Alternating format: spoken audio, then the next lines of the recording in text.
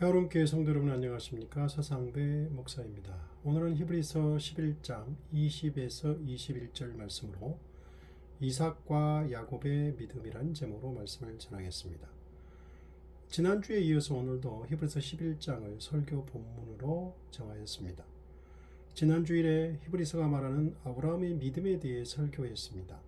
히브리서 저자는 아브라함을 믿음의 조상과 믿음의 모범으로 제시하고 있다고 했습니다. 아브라함의 믿음은 하나님께 순종하는 삶이었습니다. 아브라함이 궁극적으로 바라본 땅은 이 세상에 있는 가나안 땅이 아니라 하늘에 있는 본향, 즉 새 예루살렘이었습니다. 그래서 이러한 믿음으로 이 세상에서는 평생 나그네로 살았습니다. 아브라함은 이삭이 태어났을 때 단순히 노년의 아들을 얻은 것으로 기뻐한 것이 아니라 자신의 후손으로 오실 메시아인 예수님을 바라보고 기뻐하고 즐거워하였다고 했습니다. 아브라함의 믿음은 시험을 이기는 믿음이었다고 설교했습니다. 아브라함은 하나님을 전적으로 믿고 순종함으로 시험을 이겼다고 했습니다. 하나님은 우리의 믿음을 확고하게 하고 그리스도의 성숙한 분량에 이르도록 하려고 연단하는 시험을 하시는 것 같습니다. 그리고 믿음의 인내는 단순히 견디는 것이 아니라 어떤 시험과 시련 속에서도 끝까지 하나님을 믿고 바라보고 믿음의 길을 가는 것이다고 설교했습니다. 히브리서 저자는 11장 서두에서 믿음이란 바라는 것들, 즉 기대하는 것들을 확신하는 것이고 보이지 않는 것들을 증거하는 것이다고 했습니다. 히브리서 저자는 이러한 관점에서 아브라함의 믿음도 보았습니다. 그런데 믿음이란 바라는 것들, 즉 기대하는 것들을 확신하는 것이라고 하였는데 여기서 바라는 것들이란 아브라함이 바라는 것들이 아니었습니다. 아브라함 자신이 원하는 것을 기대하는 것이 아닙니다. 물론 아브라함도 당연히 아들을 갖기를 원했고 기대했습니다. 사라도 얼마나 원했는지 모릅니다. 사라는 자신이 아이를 갖지 못하자 여종인 하갈로 하여금 아이를 갖도록 했습니다.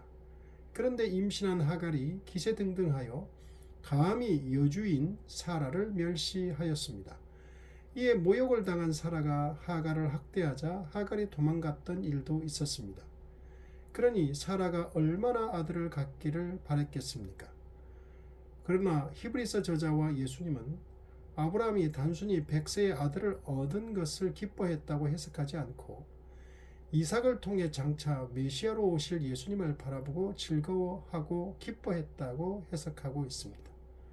즉 아브라함의 믿음은 자신이 바라는 것들이 이루어질 것을 확신하는 것이 아니라 하나님이 약속하신 것이 이루어질 것을 바라고 확신하는 믿음이라는 것입니다. 구체적으로 보면 창세기 22장 18절에 약속하신 내 씨로 말미암아 천하 만민이 복을 얻으리라는 약속입니다. 이삭의 후손으로 오는 예수 그리스도를 통해 천하 만민이 구원을 얻게 하는 것이 하나님이 계획하시고 약속하신 일인데 아브라함은 이것이 이루어지기를 바라고 기대하는 믿음으로 살았다고 히브리서는 해석하고 요한복음도 그렇게 해석하고 있는 것입니다. 이어서 히브리서 저자는 이삭의 믿음도 그의 아버지 아브라함과 동일하게 해석을 하고 있습니다. 히브리서 11장 20절 믿음으로 이삭은 장차 있을 일에 대하여 야곱과 에서에게 축복하였으며 이삭은 180세를 살았습니다. 그런데 그의 믿음에 대해 언급할 때 단 한 가지 사건을 들고 있습니다. 그것은 야곱과 에서에게 축복한 것입니다. 이삭은 자신이 노쇠하여 살 날이 얼마 남지 않았다고 생각하였습니다. 기력이 쇠하여지고 노안으로 시력이 급격히 약해져 거의 실명 상태에 이르렀습니다. 믿음의 족장들은 죽음을 앞두고 자신의 아들들에게 축복하는 것이 관례였습니다. 저도 죽음을 앞두고 두 아들과 그들의 아이들에게 축복하고 떠날 수 있는 은혜가 있기를 간절히 원하고 있습니다. 족장들의 축복은 단순한 아버지로서의 자녀들에 대한 소원 이상의 의미를 지닌 것으로 언약의 가계를 이어나갈 자로서 하나님의 축복을 전달하며 앞날에 하나님이 허락하실 구체적인 사실들을 예언하는 종교적 내용이 함축된 것입니다. 이삭은 자신이 죽을 날이 가까워졌다고 여겨져서 맏아들 에사를 불러서 장자의 축복을 해주겠으니 나가서 자신이 먹을 맛있는 고기를 사냥해 오라고 했습니다. 그런데 립가와 야곱이 합력하여 거의 시력을 잃은 이삭을 속여 야곱이 장자의 축복을 받아버렸습니다. 이삭은 60세의 아들 쌍둥이를 낳았습니다. 그런데 쌍둥이들은 이미 태중에서 다투었습니다. 그때 하나님께서는 이삭에게 이미 이렇게 말씀으로 예언하셨습니다. 창세기 25장 23절 여호와께서 그에게 이르시되 두 국민이 내 태중에 있구나. 두 민족이 내 복중에서부터 나누이리라. 이 족속이 저 족속보다 강하겠고 큰 자가 어린 자를 섬기리라 하셨더라. 이 족속이 저 족속보다 강하겠고 큰 자가 어린 자를 섬기리라고 말씀하셨기에 이삭은 이미 알고 있었습니다. 둘째인 야곱이 하나님으로부터 장자의 축복을 받으리라는 것을 이미 알았습니다. 그럼에도 불구하고 인간적이고 육신적인 생각을 버리지 못하고 맏아들인 예서에게 장자의 축복을 해주려고 한 것입니다. 그러나 아내이자 엄마인 리브가는 하나님의 말씀대로 따라야 된다고 결단하고 육신적인 고집을 부리는 남편을 속여서라도 야곱이 장자의 축복을 받도록 하였습니다. 이삭은 눈이 몹시 어두워졌지만 야곱의 음성이 들려서 의심을 했습니다. 그렇지만 분별하지 못하고 결국 야곱에게 모든 축복을 해버렸습니다. 뒤늦게 들어와 축복을 해달라는 예서를 통해 이삭은 자신이 속은 것을 알았지만 야곱에게 해준 그 축복을 무효화하지 아니하고 도리어 그가 반드시 복을 받을 것이니라고 야곱을 인정해 주었습니다. 평생 자신의 육신적인 고집을 꺾지 않았지만 아내와 야곱에게 속아서 축복했지만 드디어 하나님의 뜻에 따라 이루어진 것을 인정하고 취소하지 않는 것을 이삭의 믿음이라고 히브리서 저자는 해석하고 있습니다. 이삭은 속았고 실수했지만 결국 하나님의 계획이 이루어졌습니다. 자신의 의지와 계획과는 반대로 되었지만 인정하고 받아들이고 취소하지 않았습니다. 오래전에 말씀하신 하나님의 뜻, 하나님이 바라시는 대로 이루어지는 것을 인정하고 그대로 되기를 바라고 축복하고 확정해 주었습니다. 이것이 이삭의 믿음이라고 히브리서는 해석하고 있습니다. 이삭을 보면서 우리는 자기 중심적인 생각과 고집을 스스로 꺾거나 누군가에 의해 꺾여서 하나님의 섭리대로 되는 것을 받아들이는 것이 믿음임을 확인하였습니다. 많은 경우에 우리는 자신의 계획이나 바라는 대로 삶이 진행되지 않는 것 같습니다. 그렇지만 우리를 향한 하나님의 섭리 속에 일이 진행되고 있음을 깨닫고 인정하고 받아들이는 것이 믿음일 수 있습니다. 다음으로 살펴볼 것은 야곱의 믿음입니다. 히브리서 11장 21절 믿음으로 야곱은 죽을 때에 요셉이 각 아들에게 축복하고 그 지팡이 머리에 의지하여 경배하였으며 믿음의 족장 야곱은 전통을 따라 아버지 이삭처럼 미래에 이루어질 하나님의 약속의 성취를 믿고 아들들에게 축복했습니다. 야곱은 창세기 49장에서 자신의 12아들들에게 일일이 축복하였습니다. 그런데 히브리서 저자는 창세기 49장의 장면을 택하여 야곱의 믿음을 해석하지 않았습니다. 오히려 48장에서 요셉은 아버지 야곱이 아파 누워 계신다는 소식을 듣고 두 아들과 함께 아버지를 찾아뵈었습니다. 아버지 야곱은 요셉에게 이런 말을 합니다. 옛날에 이런 일이 있었단다. 가나안 땅에 있는 루스에서 하루는 전능하신 하나님께서 내게 나타나셔서 이렇게 복을 내리셨던 적이 있었지. 내가 내게 자식을 많이 주리라. 그 후손이 수도 없이 불어나게 하리라. 그리하여 그 후손들이 수많은 나라를 이루리라. 또한 이 땅을 내 후손에게 주어 영원히 차지하고 살게 하리라.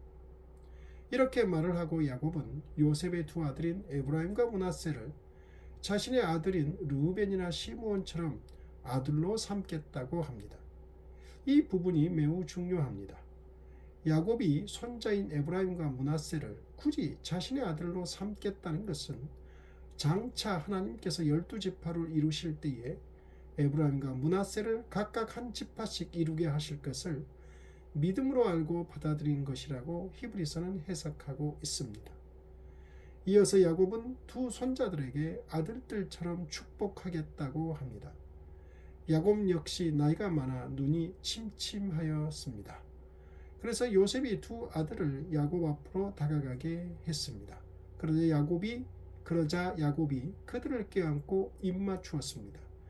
이것은 단순히 부성애의 표현 이상의 뜻이 있었습니다. 즉 하나님의 축복을 받는 자에 대한 존경과 사랑의 감정이 내포된 것이었습니다. 요셉은 맏아들인 므낫세를 야곱의 오른손에, 둘째인 에브라임을 왼손 앞에 앉혀 놓았습니다. 그러나 야곱은 손을 엇갈려 오른손은 둘째 에브라임의 머리 위에, 또 왼손은 맏이인 므낫세의 머리 위에 올려놓고 축복하기 시작했습니다. 그러자 요셉이 이 모습을 별로 좋지 않게 생각되어 중간에 끼어들어 아버지 야곱의 손을 바꾸어 놓았습니다. 그러자 아버지 야곱이 이렇게 말합니다. 창세기 48장 19절. 그러나 야곱은 그래 안다 얘야 나도 알고 있어. 므낫세도 후손들이 부쩍부쩍 늘어나 큰 민족을 이룰 거야. 아무렴 큰 문적을 이루고 말고. 그렇지만 아우인 에브라임의 후손은 형의 후손보다 더 불어날 것이다. 아주 많이 불어나 여러 민족을 이룰 것이다 라고 말하였습니다.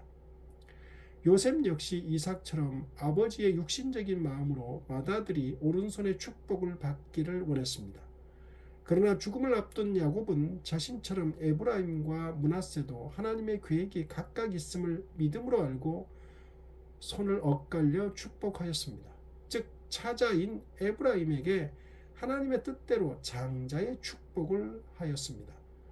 히브리서 저자는 이 장면이 야곱의 믿음을 대표하는 것이라고 해석하고 있는 것입니다. 그리고 히브리서 저자는 야곱의 믿음을 대표하는 또 다른 행위로 야곱이 지팡이 머리에 의지하여 하나님께 경배한 것을 들고 있습니다. 이 사건은 야곱이 147세에 죽었는데 죽기 얼마 전에 요셉을 불러서 자신이 죽으면 반드시 조상들의 묘지에 묻어달라고 했습니다. 요셉이 아버지의 간절한 부탁대로 할 것이라고 맹세하자 너무도 노쇠한 야곱은 침상에 앉아서도 지팡이 머리를 의지하여 하나님께 감사하며 경배를 합니다. 히브리서 저자는 이 사건을 언급하며 이것이 야곱의 믿음이라고 해석하고 있습니다. 야곱이 그의 임종이 가까웠을 때에 지팡이 머리에 의지하여 경배하였다는 것은 지상에서 외국인과 나그네같이 살았던 그의 삶을 특징짓는 상징적인 의미를 함축하고 있습니다. 왜냐하면 히브리인들에게 있어서 지팡이는 순례자의 상징적인 물건으로 간주되었기 때문입니다. 실제로 야곱은 바로 앞에서도 자신의 인생길을 포함하여 우리 조상의 나그네길이라고 표현했습니다. 그리고 죽은 이후에도 반드시 조상들의 묘지에 묻어달라고 했습니다. 믿음의 족장들에게 조상들의 묘지는 열조들이 묻힌 곳으로서 하늘에 있는 본향을 의미합니다. 이 세상은 야곱에게도 아브라함처럼 나그네처럼 살다간 곳이었습니다. 그래서 야곱은 자신이 죽으면 애굽 땅에다 묻지 말고 조상들의 묘지에 묻겠다고 요셉이 맹세를 하자 침상에서 지팡이 머리에 의지하여 하나님께 감사함으로 경배를 드렸던 것입니다.